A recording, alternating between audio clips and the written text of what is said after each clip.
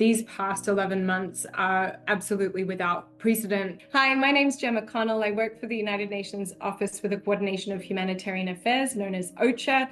We work globally to coordinate responses to humanitarian crises and to galvanize humanitarian funding to make sure we can provide that lifeline across the humanitarian community to people around the globe. OCHA is one of those agencies that delivers this aid directly on the ground, and which was, up until recently, doing so alongside USAID and its partners. Both those agencies have, for example, been delivering millions of meals into Gaza as the world races to stop the deadly famine occurring there under the threat of a possible genocide as well. Gemma told me that they were facing deep cuts to their budget last year, before Trump even took office.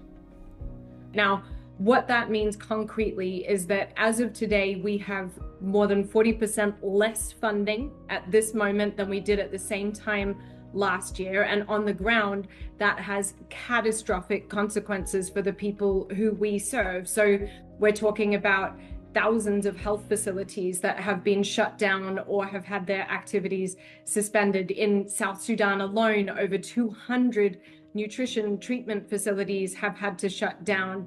We're talking about people not being able to receive food assistance, and we're talking about no hot meals going to people in need in Haiti. We're talking about gender-based violence services being suspended for women in Eastern DRC. So this has been absolutely catastrophic. Gemma told me they've already had to make thousands of layoffs and that their partners have had to shut down their operations in certain countries and scale back work in others. And while there has been a 40% reduction in funding, there's not been a 40% reduction in need. Far from it.